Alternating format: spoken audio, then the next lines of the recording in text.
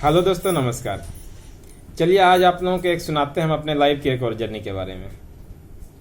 उस समय मैं था 6th सेम यानी कि 3rd ईयर में, और पता चला कि मेरे डिपार्टमेंट में एक प्रोजेक्ट कंपटीशन होने जा रहा है जिसका नाम है प्रकरण। तो मैंने सोचा क्यों ना इसको पार्टिसिपेट किया जाए। तो हम अपने कुछ क्लासमेट से पूछे, तो हम लोग एक ग्रुप बनाए जिसमें 4 मेंबर हो गए। तो पहले तो हम लोग सोचे कि ऐसा करेंगे, कोई प्रोजेक्ट सेंटर जाएंगे, वहाँ से बना बनाया प्रोजेक्ट लाएंगे और सबमिट कर देंगे। लेकिन फिर हम लोग सोचे कि ऐसा अगर किए तो इससे फ़ायदा क्या हुआ, इससे तो कुछ फ़ायदा नहीं होने जा रहा है। बनाया कोई और ला करके जमा कर दिए तो उससे क्या हुआ। तो ऐसा करते हैं, जो भी प्रोजेक्ट बनाएंगे अपने से बनाएंगे, खुद से बनाएंगे, अपने से सोल्डरिंग करेंगे, अपने से बनाएंगे, चाहे वो जो भी बनाएंगे। तो सोचे कि चलो खोजते हैं क्या प्रोजेक्ट बनाया जाए। तो हम लोग डिसाइड किए कि प्रोजेक्ट बनाएंगे ऑटोमेटिक प्लांट इरिगेटर। ये ऑटोमेटिक प्लांट इरिगेटर होता क्या है? यह एक ऐसा डिवाइस है जो अगर आप अपने बगीचे में या फिर कहा जाए कि अपने खेत में लगा देंगे, उसका सेंसर अगर ज़मीन के अंदर डाल देंगे, तो कोई भी 2-4 वो डिपेंड करता है कि प्रोग्राम उसमें कैसा किया हुआ है और वो कितने बड़े जगह में लगा रहे हैं। तो जैसे कि हम लोग किए थे, कोई 2 सेंसर अगर एक्टिव हुआ, मतलब कि चालू हो गया 2 सेंसर, तो मोटर ऑफ हो जाएगा। और अगर 2 सेंसर डीएक्टिव हो गया तो मोटर चालू हो जाएगा। मतलब अगर 2 सेंसर अलग अलग जगह में लगा हुआ है तो वहाँ पे अगर पानी चले जाता है तो भीग जाएगा सेंसर। भीगने से क्या होगा कि मोटर को ये डिवाइस को पता चलेगा कि भाई इसका खेत जो है, खेत या बगीचा में पानी हो गया, तो अब मोटर को बंद कर दिया जाए। तो इससे फायदा क्या होगा कि अगर आप घर से बाहर भी हैं तो आपके बगीचे या फिर कहा जाए खेत आपके सूखेंगे नहीं। आप कहीं से घूम के भी आ गए तो उसमें पानी रहेगा हमेशा। तो इसमें अब एक चैलेंज सबसे पहले यह था कि उसमें माइक्रो कंट्रोलर चिप लगाए हुए थे 8 मेगा 16। उस चिप में प्रोग्राम बर्न करना था, जो कि हम लोगों के बस की बात थी नहीं उस समय। तो हम लोग एक प्रोफेसर से हेल्प ले करके 3-4 चिप में एक ही बार प्रोग्राम बर्न करा लिए, कि हो सकता है कि कोई चिप खराब हो जाएगा, क्या होगा पता नहीं, अभी तो स्टार्टिंग है। तो प्रोग्राम तो बर्न हो गया। अब शुरू किए हम लोग प्रोजेक्ट बनाने का, और किस्मत अच्छी थी कि प्रोजेक्ट बन के तैयार होकर के आउटपुट भी आ गया। यानी कि अब 2 सेंसर अगर हम लोग भिगाते थे तो मोटर बंद हो रहा था, और 2 सेंसर को अगर सुखा देते थे तो मोटर चालू हो रहा था। बहुत खुश थे। इसमें एक अब समस्या ये आई कि जो हम लोगों को एक कॉलेज से मिला था वोल्टेज के लिए डिवाइस, डीसी वोल्ट के लिए, वो डिवाइस में क्या था कि आप उसमें वोल्टेज रेगुलेटर का आ जाए, वोल्टेज रेगुलेट करके आप 1 वोल्ट से चाहे तो 10, 20, 50 वोल्ट डीसी वोल्ट कर सकते हैं। और ये जो मेरा डिवाइस चल रहा था 5 वोल्ट पे चलता था। तो क्या कर रहे थे हम लोग, सेट कर रहे थे 5 वोल्ट पे।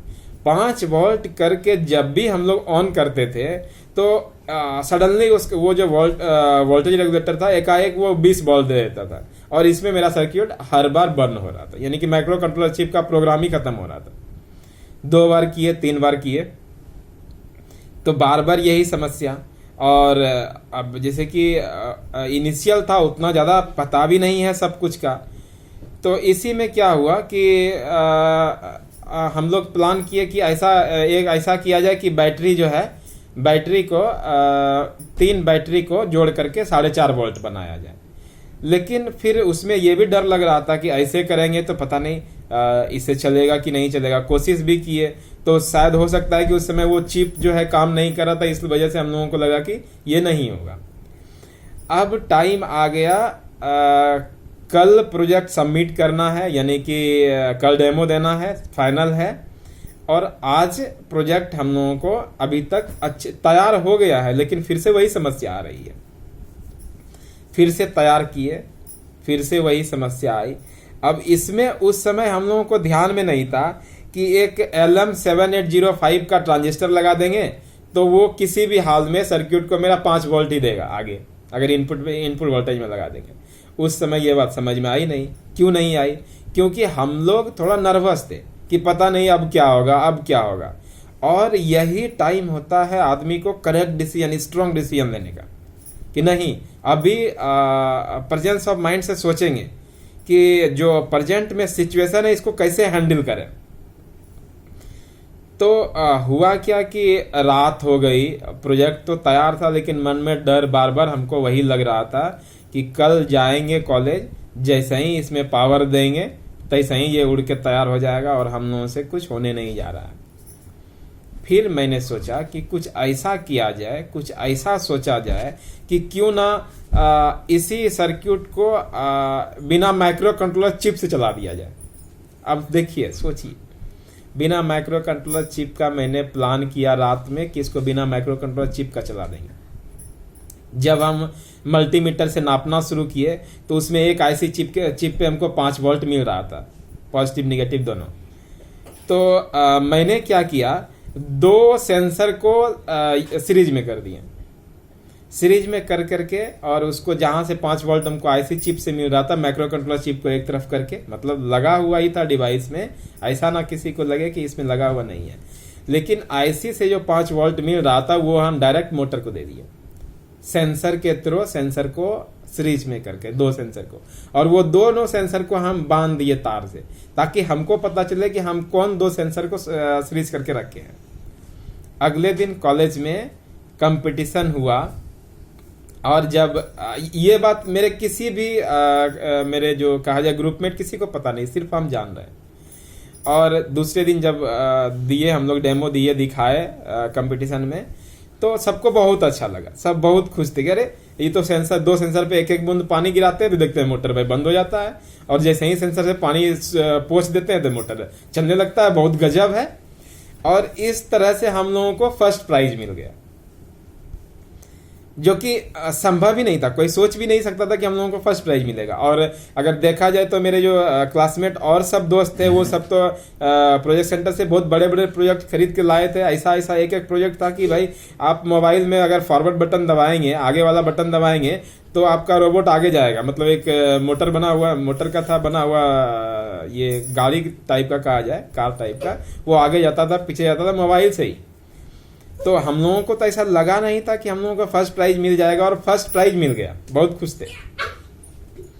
तो इसमें एक्चुअली हुआ क्या, अब इसको समझिए कि क्या क्या हुआ और कैसे कैसे मैंने उस सिचुएशन को हैंडल किया। देखिए, मैंने अगर चाहता एक दिन पहले, जैसा हो रहा था मेरे साथ, दिमाग में नहीं आ रहा था कि इसमें ट्रांजिस्टर लगा दें, या फिर कोई ऐसा वोल्टेज के लिए खरीद ला, डीसी वोल्ट के लिए जो 5 वोल्ट ही हमको मिले, कुछ ऐसा समझ में नहीं आ रहा था। तो ऐसे टाइम में हम चाहते तो छोड़ देते, सोचते कि नहीं होगा भाई, हो ही नहीं रहा, तो क्या करें, क्या किया जाए, छोड़ो, नहीं होगा। लेकिन हम हिम्मत नहीं हारे, हम उसका अल्टरनेट सोचे कि क्या किया जाए जो कि कल कंपटीशन में किसी भी हाल में हम अपने प्रोजेक्ट को सबमिट ही कर दें। इसी को कहा जाता है प्रेजेंस ऑफ माइंड।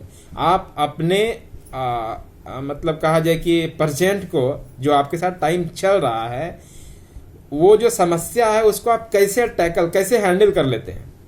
अगर आप हैंडल कर लिए उस समस्या को, तो आपको जीतने से कोई नहीं रोक सकता है। अब कहा जाए, अगर आप लोग ये भी सोच रहे होंगे कि ये मैंने चीटिंग किया, तो ये चीटिंग नहीं था। अगर मैंने चीटिंग तो कहा जाए कि मेरा क्लासमेट कर रहा था, जो प्रोजेक्ट सेंटर से प्रोजेक्ट बना करके ला रहा था और जमा कर रहा था, वो कुछ किया भी नहीं और दिखा रहा था कि भाई मैंने किया। चीटिंग तो उसको कहा जाए।